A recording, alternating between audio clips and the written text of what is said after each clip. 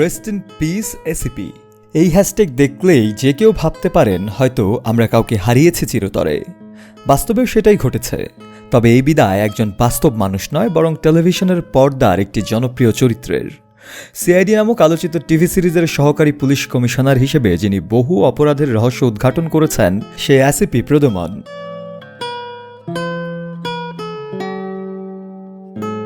আসলে এই চরিত্রটির পেছনে রয়েছেন অভিনেতা শিবাজি সাতম।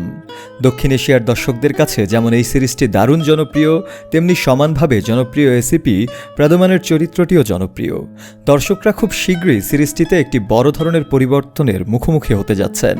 কাহিনীর ধারাবাহিকতায় এসিপি প্রদ্যুম্ন মারা যাবেন, যার মধ্য দিয়ে সিরিজ থেকে চূড়ান্ত বিদায় নেবেন শিবাজি সাতম। সনি এন্টারটেনমেন্ট এই বিদায়ের খবর জানিয়ে এক আবেগঘন বার্তায় বলেছে, এসিপি প্রদ্যুম্ন রেখে গেলেন ভালোবাসার অগণিত স্মৃতি। এই শূন্যতা কখনোই পূরণ হবার নয়। সঙ্গে ব্যবহার করা হয় hashtag rest in peace ACP. এই ঘোষণার পর অনেকেই ভেবে বসেন অভিনেতা শিবাজি সাতম হয়তো সত্যিই আর নেই। পরে অবশ্য বিষয়টি পরিষ্কার করা হয়, তিনি কেবল চরিত্রটির অভিনয় থেকে সরে দাঁড়াচ্ছেন। তবে সেটিও মেনে নিতে কষ্ট হচ্ছে ভক্তদের।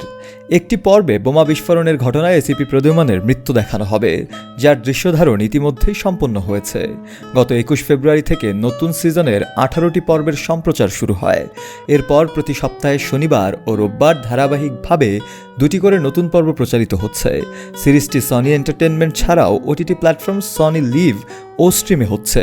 উল্লেখযোগ্য, এই জনপ্রিয় সিরিজটি প্রথম সম্প্রচারিত হয় 1998 সালে। ভারতীয় টিভি চ্যানেল ও ওটিটির পাশাপাশি নেটফ্লিক্সেও পাওয়া যায় এটি। 20 বছর ধরে টানা সম্প্রচারের পর 2018 সালের অক্টোবরে সিআইডির সম্প্রচার বন্ধ হয়ে যায়।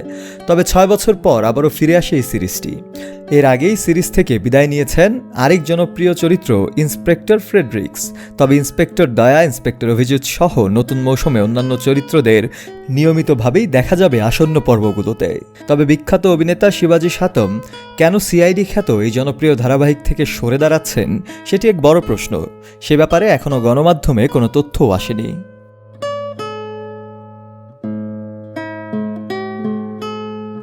শফেল মাওলা, কালের কণ্ঠ।